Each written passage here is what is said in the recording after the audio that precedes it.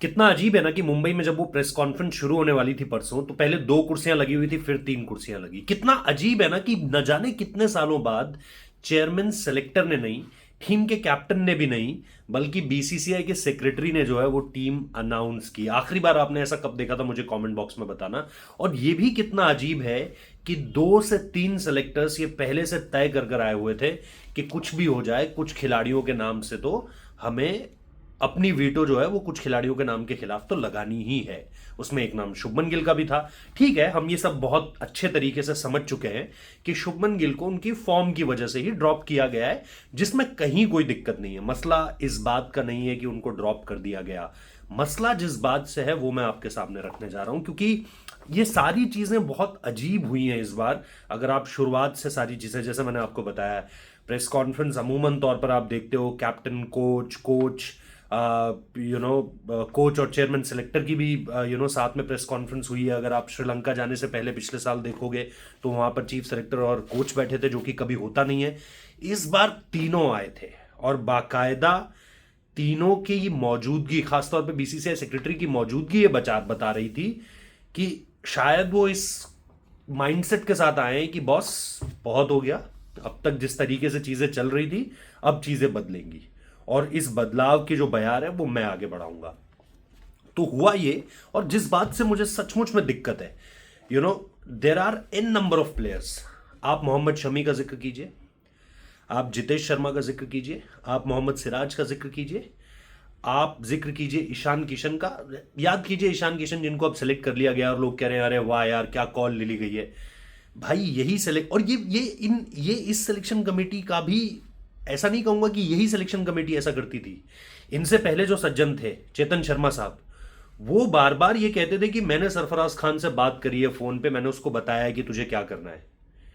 मैंने किसी से पूछा था, सरफराज खान को आज तक कोई फोन नहीं आया चेतन शर्मा की तरफ से कि उन्हें क्या करना चाहिए बेहतर होने के लिए। सवाल यह है, एमएसके प्रसाद ने जो थ्री डी प्लेयर बोलकर जो है वो विजय शंकर को ले लिया था, क्या उन्होंने एक भी बार अंबती रायडू को कन्विंस करने या कम्युनिकेट करने, कन्विंस तो छोड़ दीजिए, कम्युनिकेट करने की कोशिश की कि आपको क्यों नहीं लिया गया? इस केस में भी मसला वहीं पर फंसा हुआ है। आपने शुभमन गिल को हटाया, समझ में आता है, रन्स नहीं आए, फॉर्म नहीं आई, ठीक है। आप प्रेस कॉन्फ्रेंस में कह रहे हैं कॉम्बिनेशन 250 मार चुका होता शुभमन गिल इसी सीरीज में, कोई कॉम्बिनेशन ऐसा नहीं था जो उसका बाल भी बाका कर पाता। सवाल यह है कि आपने उसको टीम से हटाया, लेकिन आखिरी वक्त तक उसको यह नहीं पता चला कि वो स्कीम ऑफ थिंग्स से बाहर हो चुका है। और वो आपने जितेश शर्मा को भी स्कीम ऑफ थिंग्स से बाहर कर दिया, लेकिन आपने उस तक भी ये बात पहुंचने नहीं दी। At the very last minute आपने जाके उनको ये इन्फॉर्म किया है, ताकि उनको मीडिया के थ्रू ये पता ना चले। वो भी ट्विटर, क्रेजी जॉन्स का ट्वीट देखकर वो ये ना कहे कि नहीं यार ये मेरा भी नाम नहीं आया क्या।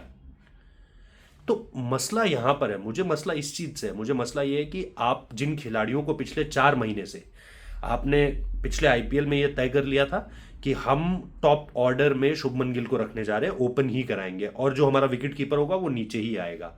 अब आपने पिछले 4 महीनों से दोनों को यही बताया कि बॉस आप हमारी 2026 जो T20 वर्ल्ड कप की प्लानिंग का कितना अहम हिस्सा हो। आपने दोनों को यही कम्युनिकेट किया।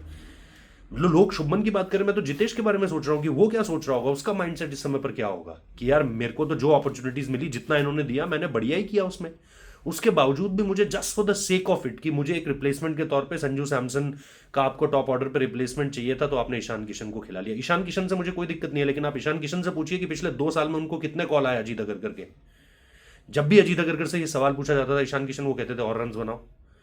आज जब भी उनसे ये पूछा जाता है शमी, तो कहते हैं और विकेट लो। अरे भाई विकेट ही तो ले रहा है वहां पर भी। मसला ये है कि चेयरमैन सेलेक्टर को अभी जाके ना तो ये देखना है कि कोई स्मैट में क्या कर रहा है सैयद मुश्ताक अली ट्रॉफी में, ना उनको ये देखना है कि कोई विजय हजारे में क्या कर रहा है, ना उन्हें ये देखना है कि वो रणजी ट्रॉफी में क्या कर रहा है। आप किसी भी ऐसे गेंदबाज का नाम ले लीजिए जो पिछले कुछ समय तक इंडियन टीम में था और इस समय पर बाहर है, उनको नहीं पता होगा उस चीज का। शमी के बारे में उनको नहीं पता है ना।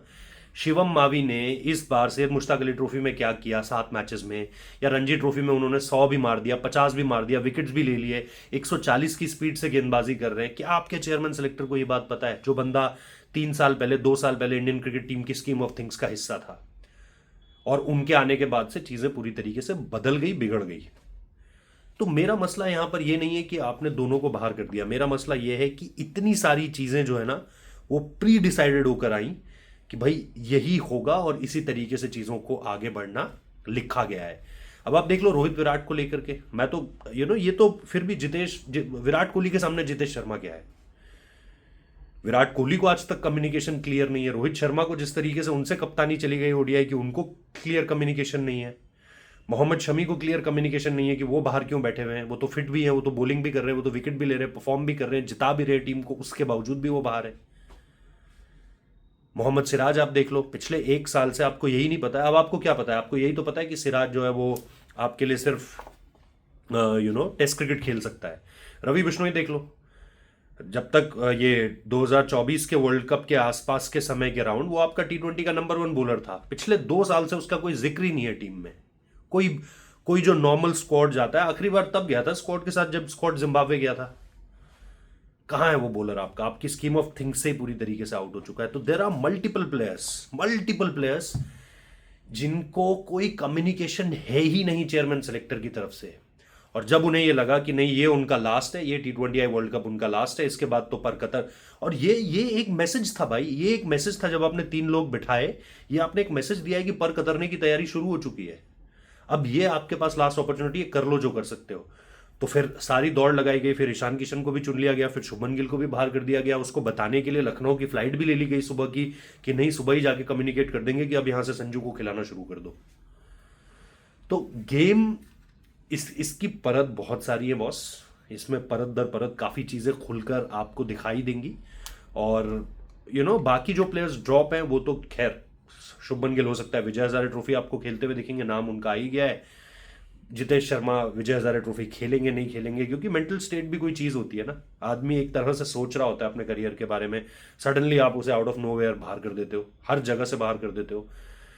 अब इससे जो एक दिक्कत और आती है ना, वो ये कि टीम में जो अभी नए फ्रिंज प्लेयर्स जो हैं, जिनको लेकर के आप ये नहीं, जो मतलब जैसे हार्दिक नहीं है, बुमराह नहीं है, मतलब ये लोग तो सेटल्ड प्लेयर्स हैं ना, इनका तो कोई बाल भी बांका नहीं कर सकता। हालांकि हार्दिक को भी क्यों वाइस कैप्टनसी से कैप्टन नहीं बनाया गया, ये एक और कम्युनिकेशन है जो आज तक क्लियर नहीं हुआ है कि हार्दिक को कप्तान क्यों नहीं बनाया गया, कोई बताए तो सही।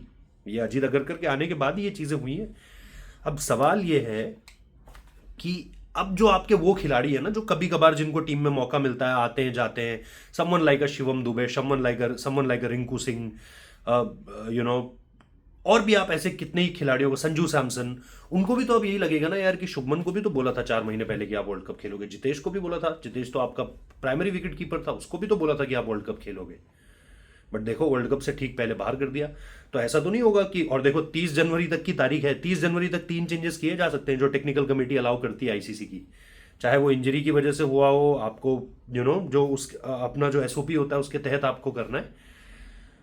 बट वो प्लेयर्स भी तो यही सोच रहे होंगे ना कि यार अगर हमारी परफॉर्मेंस हल्की सी इधर उधर हुई तो हमारा भी काम खराब हो जाएगा। तो ये थोड़ा सा मामला ना उतना सुलझा हुआ नहीं है जितना आपको दिखाई दे रहा है। और अभी जो लोग डियर गौतम गंभीर और डियर अजीत अगरकर कर रहे हैं ना कि भाई क्या फैसले ले लिए, क्या मज़ा आ गया फैसले लेने में, उनको भी रियलिटी पता चलेगी धीरे धीरे। तो इंतज़ार बनाए रखिए, अभी बहुत कुछ आना बाकी है। सब्सक्राइब कर लीजिएगा, हाइप कर दीजिएगा, लाइक करने के बाद हाइप का ऑप्शन आ रहा है आजकल, आप लाइक दबाएंगे, इधर से एक ऑप्शन स्लाइड इन होगा हाइप का, हाइप कर दीजिए, उससे फायदा मिलता है। कमेंट में बताइए आप लोगों को क्या लगता है। Thank you.